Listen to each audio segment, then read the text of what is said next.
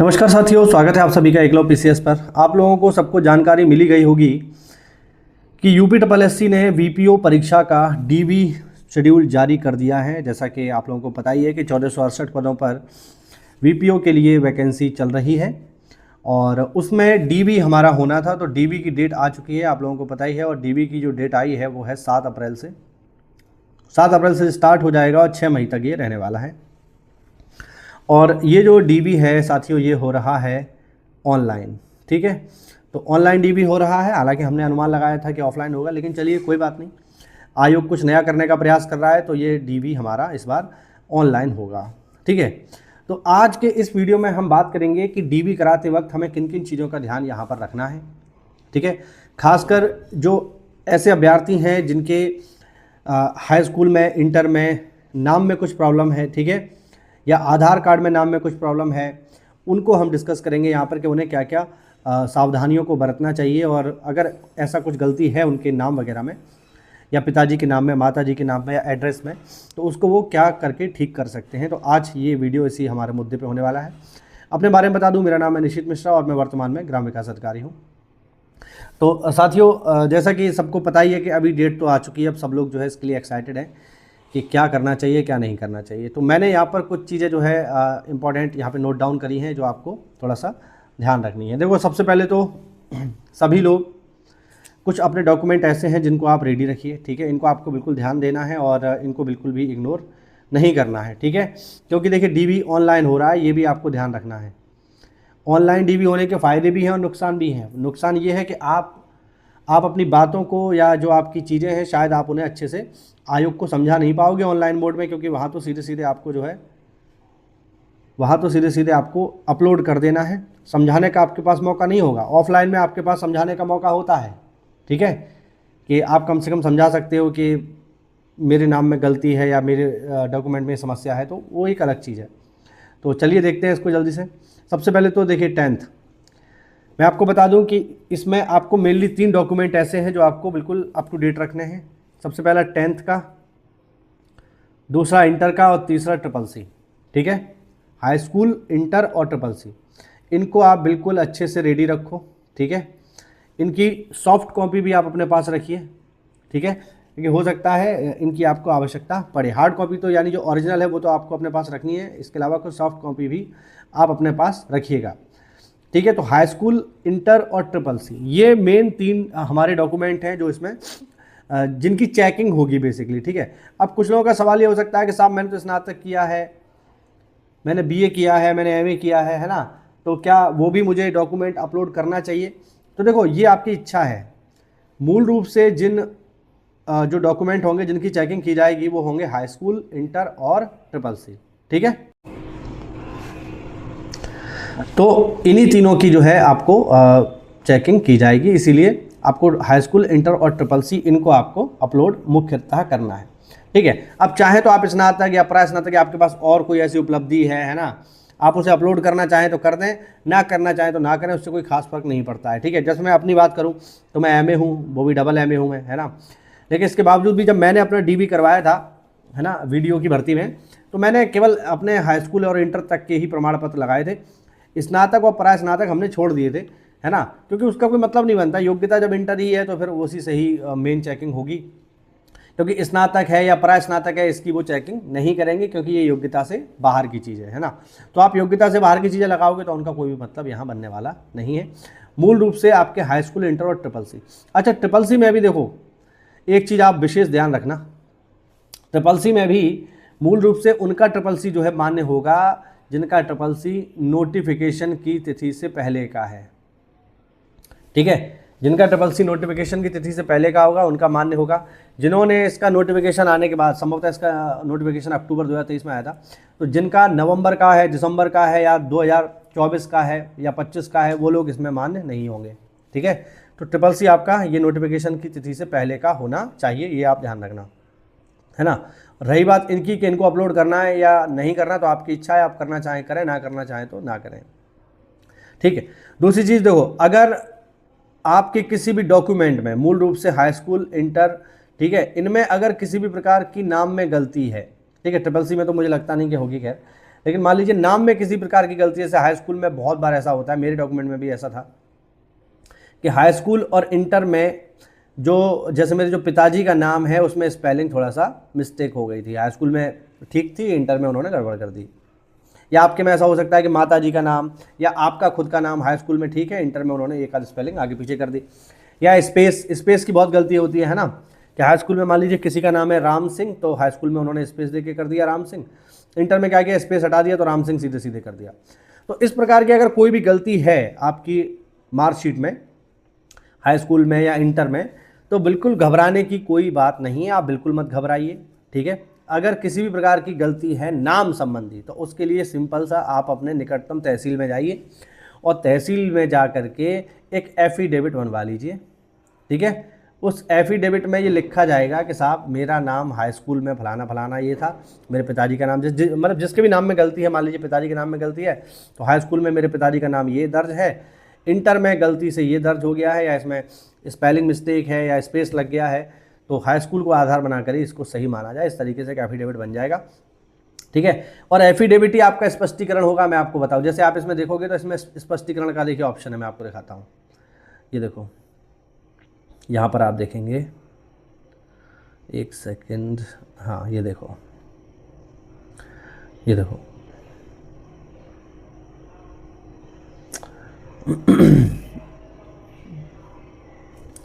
चलिए यहाँ पर आप देख सकते हो, अभ्यर्थी है सुनिश्चित कर लें कि ऑनलाइन आवेदन के समय प्रविष्टि विवरण जैसे नाम, पिता का नाम, जन्म तिथि, श्रेणी, शैक्षिक विवरण, ठीक है, तथा अपलोड किए गए अभिलेखों में अंकित विवरण में समानता हो, यानी ठीक ठाक होने चाहिए। उक्त प्रविष्टियों एवं अपलोड किए गए अभिलेखों में अंकित विवरण में भिन्नता की स्थिति में, जैसे मैंने बताया कि हाई स्कूल में नाम कुछ और है, इंटर में कुछ और हो गया, स्पेलिंग मिस्टेक हो गई है ना, अगर कुछ है तो उसका सुस्पष्ट तथा संतोषजनक स्पष्टीकरण अपलोड करना होगा। मतलब वही एफिडेविट आप बनवाओ अच्छे से साफ साफ, ठीक है। प्रयास करना कंप्यूटर से टाइप करवा लो, उसमें ठीक ठाक रहता है, क्योंकि जो टाइपिस्ट से टाइप कराते हैं उसमें अक्सर करके थोड़ा धुंधला रहता है ना, उसको आप अपलोड कर दीजिए तथा भिन्नता के संबंध में आयोग का जो फैसला होगा अंतिम और बाध्यकारी होगा। मतलब ये तो सबको पता है आयोग क्या फैसला लेगा, इसमें कोई दिक्कत वाली बात नहीं है, बिल्कुल डरने की आवश्यकता नहीं है।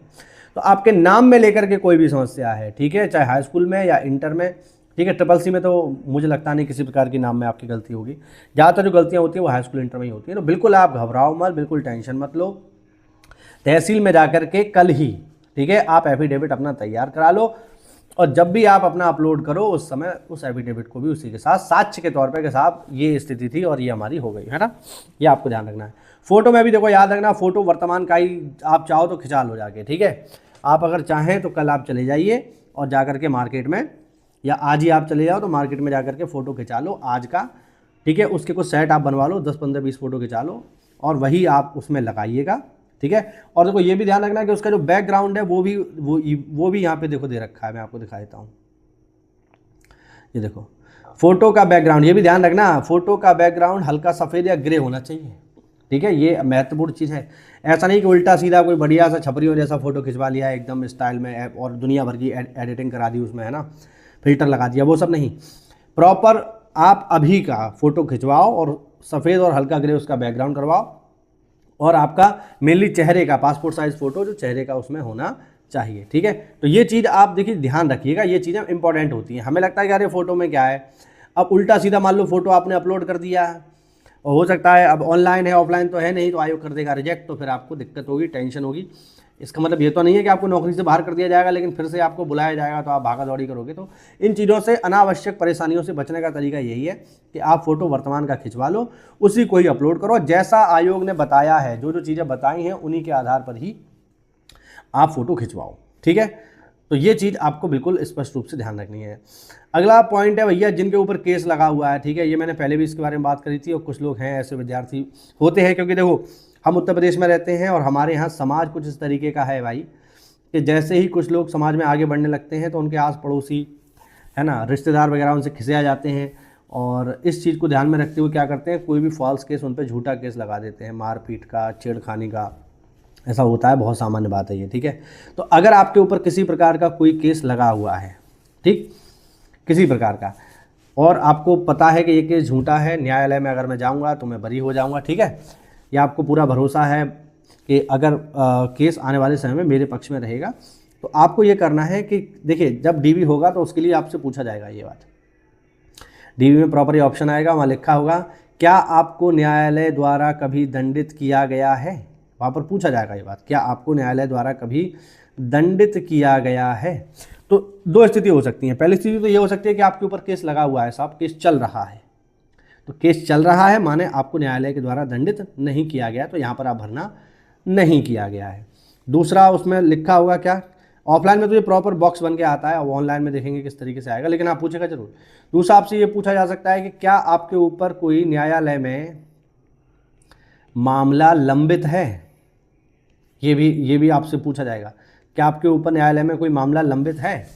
तो वहाँ पर आप बिल्कुल बता देना कि अगर आपके ऊपर केस चल रहा है किसी भी प्रकार का कोई भी केस, तो बताना हाँ, छुपाना मत। मैं फिर बता रहा हूँ, बहुत सारे ज्ञानी लोग आपको सलाह दे सकते हैं कि अरे मत बताओ, है ना, इस आधार पे कि ठीक है कल को तो तुम इससे बरी हो ही जाओगे, है ना, तो अभी क्यों बता रहे हो फालतू में, है ना।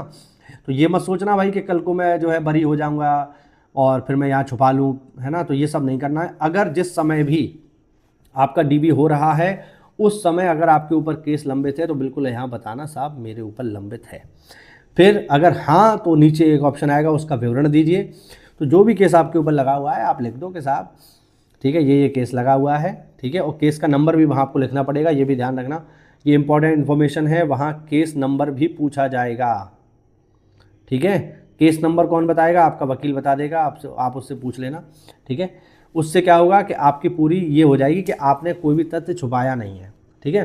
देखो याद रखो, सरकार से कुछ भी छुपाना अपराध है। अब आयोग से अभी आप छुपा ले जाओगे, ठीक है, कल को जब पुलिस वेरिफिकेशन होगा, मान लीजिए यहाँ आपने झूठ बोल दिया, आपने कह दिया कि ठीक है मैं तो बताता ही नहीं हूँ, सरकार को कैसे पता चलेगा, आपने कह दिया नहीं मेरे ऊपर कोई केस नहीं है, जबकि केस चल रहा है। तो कल को जब पुलिस वेरिफिकेशन होगा भाई आपका, वो पुलिस वेरिफिकेशन होगा और आपको पता भी नहीं चलेगा। मैं आपको ये भी बता दूँ, हमारा पुलिस वेरिफिकेशन हो गया, हमें नहीं पता चला कहाँ पुलिस आके कब क्या पूछ गई, है ना, ये LIU वाले कर लेते हैं। तो पुलिस जब वेरिफिकेशन होगा तो आपके संबंधित थाने में ये लेटर जाएगा कि बताओ इनका चरित्र कैसा है, इनके ऊपर कोई केस लगाया नहीं लगाया, तो वहाँ तो आपका पूरा चिट्ठा खुला होगा कि हाँ साहब केस तो इस पर चल रहा है, और आप उसमें भरे बैठे हैं कि नहीं मेरे ऊपर नहीं लगा है। तो ये चीज़ें ठीक नहीं है, आप इससे बचिए और प्रयास करिए कि आप झूठ ना बोलें। अगर केस चल रहा है तो बता दो, कोई बात नहीं, कोई समस्या नहीं है इससे। क्या इससे आपकी ज्वाइनिंग को रोका जाएगा, जवाब है नहीं रोका जाएगा। अगर आपके ऊपर कोई छोटा मोटा केस चल रहा है तो उसके आधार पर आपकी ज्वाइनिंग को नहीं रोका जाएगा। हाँ ये हो सकता है कि आपकी ज्वाइनिंग को न्यायालय के फैसले के अधीन कर दिया जाए, कि मान लीजिए अगर आपके पक्ष में आया तो आपकी नौकरी रहेगी, और आपके पक्ष में नहीं आया तो फिर आपको हो सकता है हटा दिया जाए मे बी। और 2 साल का प्रोबेशन पीरियड तो है ही, ऐसा थोड़ी है कि जाते जाते आप परमानेंट हो जाओगे, 2 साल का प्रोबेशन पीरियड रहेगा ही। तो ये आपको थोड़ी चीज़ें ध्यान रखनी है। और सबसे बढ़िया सलाह ये है कि अब चूँकि DV की डेट आ चुकी है तो आपको क्या करना है, आपको करना है ये कि भैया जैसे भी हो सके सामने वाली पार्टी से मिलके केस को ख़त्म कराइए और फैसला अपने पक्ष में कराइए, ठीक है। सामने वाली पार्टी से मिलो जिससे भी आपका केस चल रहा है और फैसला अपने पक्ष में कराओ। जो भी व्यवस्था बने, आप समझ रहे होंगे मैं क्या कहना चाह रहा हूँ, साम दाम दंड भेद जैसे व्यवस्था बने, फैसला अपने पक्ष में करिए और केस को नल एंड वॉइड कराइए, ख़त्म कराइए, और न्यायालय से आप दोष मुक्त का सर्टिफिकेट लीजिए, उसे अपने पास रखिए, ठीक है, और आपकी नौकरी हमेशा सुरक्षित और आप अच्छे से इसमें नौकरी करते रहेंगे, ठीक है। तो बिल्कुल आपको चिंता करने की कोई आवश्यकता नहीं है, ठीक। तो बिल्कुल परेशान मत होइए, ये कुछ बेसिक चीज़ें हैं जिनको आपको ध्यान रखना है। अब भी आपके मन में कोई डाउट रह गया हो कि DV में कैसे क्या होगा, है ना, तो बिल्कुल चिंता मत करना भाई। मेरा टेलीग्राम ग्रुप आप ज्वाइन कर लो, उस टेलीग्राम ग्रुप पर आप जो भी सवाल पूछेंगे मैं जैसे ही फ्री होऊंगा उसका आंसर कर दूंगा। एकलव्य PCS नाम से मैंने लिंक दे रखा है नीचे, उसे ज्वाइन कर लो और अच्छे से आप सभी लोग DV कराइए, ठीक है। और अंत में मैं एक बात कहना चाहूँगा भैया, जो भी ऐसे महान लोग, विद्वान लोग जो VPO को ज्वाइन करना नहीं चाहते हैं, जो केवल मौज में केवल इसलिए कि मैं अपना फाइनल सिलेक्शन करा के स्टेटस लगा लूँगा, है ना, और उन्हें ये ज्वाइन नहीं करना है, जिनका सिलेक्शन पहले ही कहीं हो चुका है, कृपया करके वो इसमें DV ना कराएं, ठीक है। क्योंकि ये नौकरी नहीं है भाई, एक परिवार का, एक विद्यार्थी का सपना है।